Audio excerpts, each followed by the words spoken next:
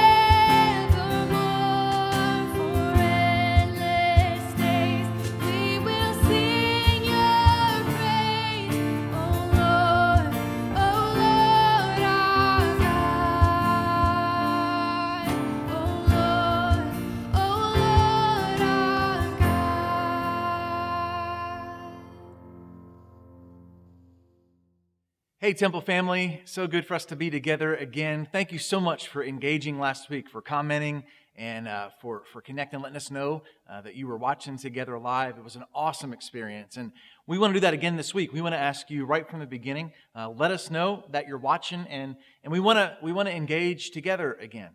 The question I want you to answer and comment below is this: what is your favorite sound in the world? What's your favorite thing to hear? And I don't know, maybe that's the first time you heard your baby cry. And I know for me that would be on my list of favorite sounds.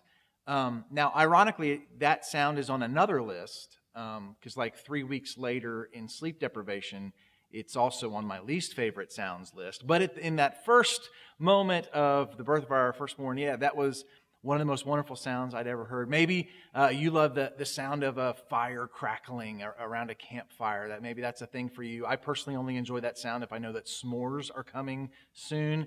But maybe your favorite sound is the sound of the ocean. That is absolutely my number one favorite sound. What is your favorite sound to hear? What's your favorite thing?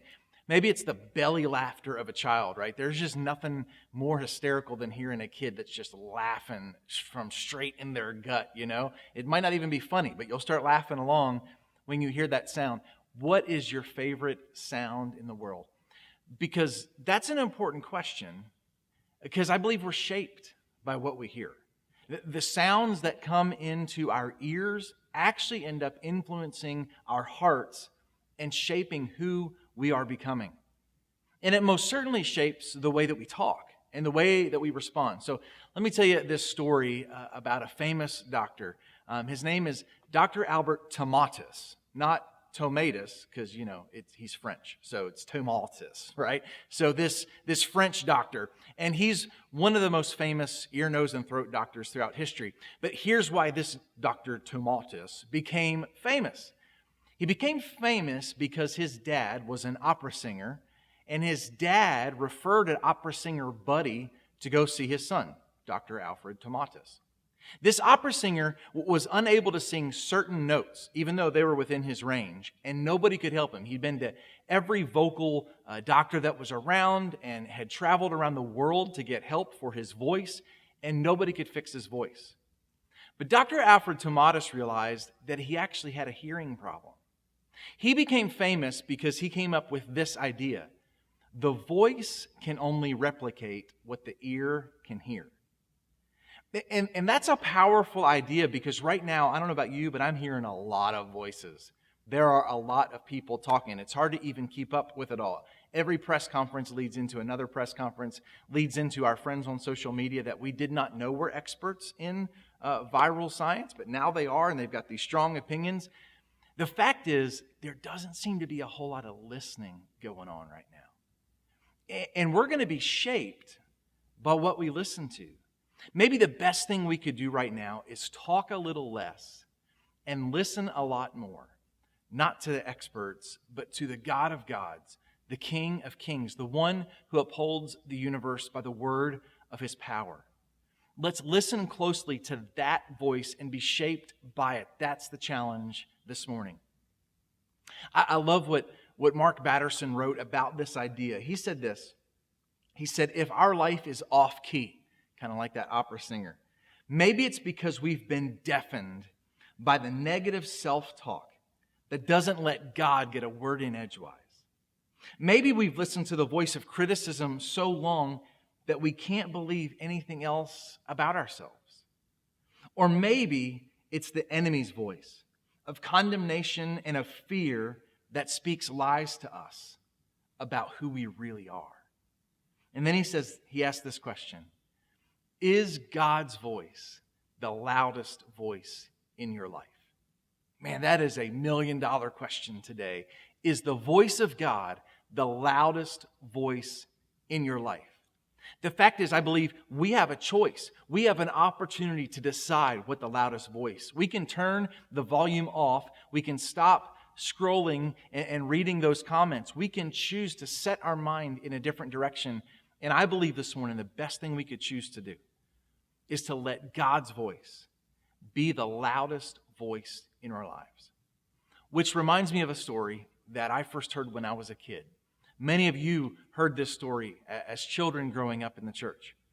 We know the story from 1 Samuel chapter 1, where we have Elkanah and Hannah, this husband and wife, and Hannah's unable to have a son. God miraculously gives her a child.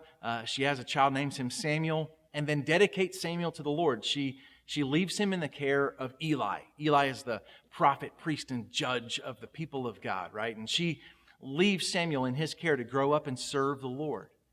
And then in 1 Samuel chapter 3, we have this well-known story.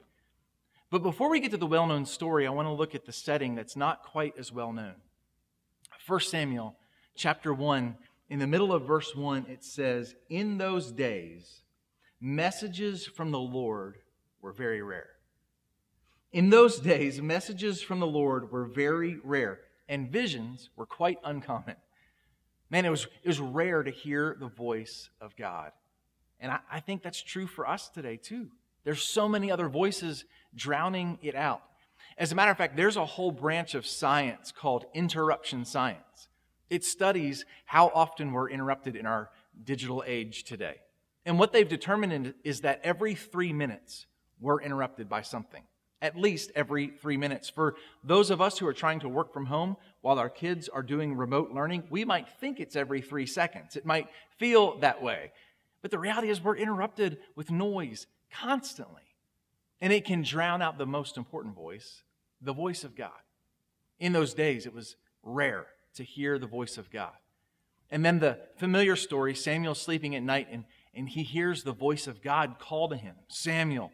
He doesn't know that it's the voice of God. He gets up and goes to Eli. "Hey, did you call me?" And we know that Eli at this point is an elderly man, and he kind of barely wakes up and tells him, "Go back to bed, I didn't call you." It happens a second time. "Samuel." He goes to Eli. Eli says, "I didn't call you, go back to bed." The third time that Samuel comes and wakes up Eli, he's stirred enough from his sleep that he realizes this must be the voice of God. And so he gives Samuel instruction of what to do if he hears the sound of that voice again. And Samuel follows the instruction. We read in verse 10 that Samuel's response to this fourth attempt of God speaking to him is this: "Speak, Lord, your servant is listening." Speak, Lord, your servant is listening. And what I'm praying for each of you today is that this special week that we have ahead of us, your prayer would be both today and each day, "Speak to me, God. I need to hear from you. I'm choosing to listen to you. I'm not binge watching press conferences and reading news updates. I want to hear your voice. God, speak. I'm listening." There's a couple ways that we want to do that together this week. You know, today is Palm Sunday. This is the beginning of what's been called now for a couple thousand years Holy Week, right? And so there is a 7-day reading plan that I'm encouraging every one of us to do together this Holy Week.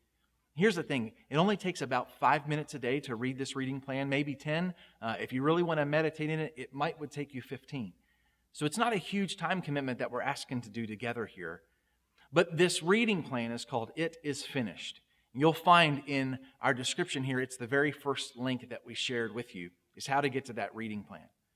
We're encouraging you to carve out some time each day between now and next Sunday, Easter Sunday, to hear, to say, "God, speak. I am listening." We're encouraging you to create that space to walk with Jesus from today, this day where he entered Jerusalem knowing that he was on his way to the cross, that we're going to walk with Jesus and listen to his voice. The other thing that we're going to ask you to do as we're journeying towards the cross on what we call Good Friday, the day when we acknowledge the day that Jesus laid down his life for the sins of the world. What we're going to do is we're going to do just like this setting, we're going to do another Facebook event just like this, where we're going to come together for a Good Friday time of worship. It'll be very brief. We'll have a song. I'll share a thought about Good Friday. And then we're going to take communion together. Our intention is to get communion supplies delivered or mailed to each of you that are regular attenders and our members who we already have your address in our system.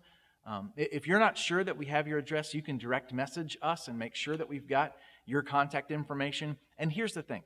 If you end up not getting the communion elements, any kind of juice and any kind of bread would be appropriate for us to gather together this Friday night and to observe the Lord's Supper together, even as we are worshiping at home. We're doing this because we think together we need to say out loud, "God, we need to hear from you. We're listening. Please speak to us," because there's nothing sweeter than the sound of his voice. Just this week, I've been reminded of back when Marisa and I were in high school and we were dating, and how many hours we would spend on the phone together. And we weren't even talking about anything. We were just sitting there going, oh, you're the best. No, you're the best. No, you're the best. It wasn't even a conversation, but we would spend hours on the phone together. And it's because really she was the most important person in my world. And it's the same idea. When somebody means the world to us, we want to hear the sound of their voice. It reminds me of the story that happened, if we're talking about Passion Week or Holy Week, it would be next week. It would be when Jesus appears to two of his followers on a road traveling to the city of Emmaus. And they didn't know that it was Jesus, risen from the dead and walking with them. When Jesus finishes talking with them and walking with them on that way, he vanishes from their sight, and their response is profound. They said to each other, man, didn't our hearts burn within us when he walked and talked with us? That the sound of his voice it was a holy heartburn. It made their hearts burn inside of them. That's what it is to hear the voice of God. And I believe he wants to speak to you. I believe he wants to meet with you. I believe he's closer than the air that you are breathing right now. And so he wants to speak. The question is, will we create the margin, the stillness, the quiet, so that he can speak into that? That we would pray a prayer, a simple prayer. Speak, Lord. We're your servants, and we are listening. A Spanish philosopher once said, tell me what you pay attention to, and I will tell you who you are. That's so powerful. Tell me what you pay attention to, and I will tell you who you are. What we listen to is who we are becoming. And I believe as the people of God, he's inviting us to hear him, to hear his voice, to listen to him speak over us. And that will shape the way we talk. See, for us to form a sound, we have to hear a sound. And for us to speak the truths of God into the people that we care about most, we need to hear from him. For us to be able to speak hope to our loved ones right now, well, we need to hear hope.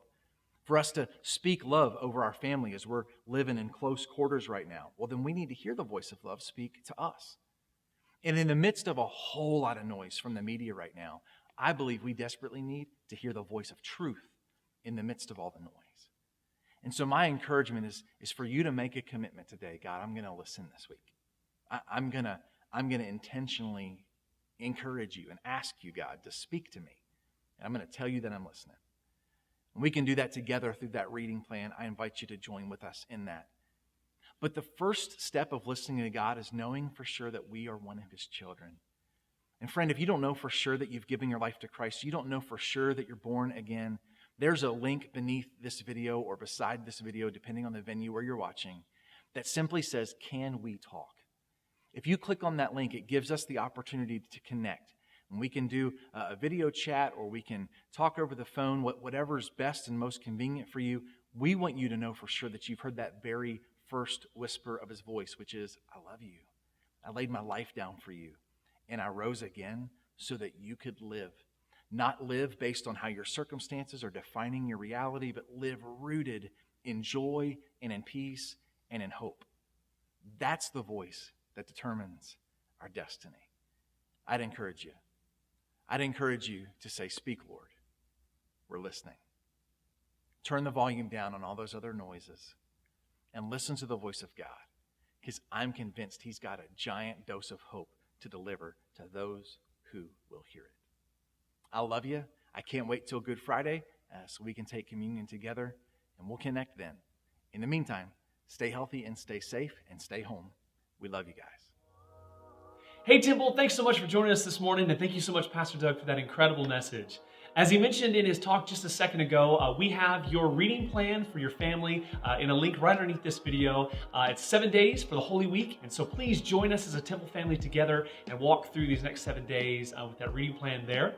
We also have that link right underneath that for the Can We Talk that Pastor Doug mentioned as well. And we would love to be able to know how we can pray for you well. If there's things that you'd love to be able to talk through or questions or things like that in that we can help with, please click on that. Let us know how we can help, how we can pray for you, and what we can talk through with as well. We also announced this week that there is a brand new templebaptistchurch.net, so please go and check that out. We've worked really hard to make sure that it's nice and organized well, that you can find the information that you're looking for easily. So send us some feedback if there's stuff that you'd like to see, or if you're liking something that you're seeing, be sure to go check that out. Underneath that, there's also a link for an invitation to our Easter service online to share with all of your friends and family. And so please click on that and think about who you can invite to gather with you digitally and enjoy that time together. Pastor Doug's starting a brand new series on Psalm 23 that you're not going to want to miss. Additionally, we have our links for our Temple Kids video that you're not going to want to miss, as well as our parent guide to help have those conversations as a family. We also have the link for how we can help that we've mentioned a couple of weeks in a row now. That's just ways for us to be able to know who's got what and who's willing to be able to serve in certain ways and who's in need. So please keep sending those in and letting us know how we can serve you well and how we can be the body of Christ to each other. Our online giving link is in the description as well, as you continue to be faithful to give. And we will see you for our Good Friday service. We love you. God bless.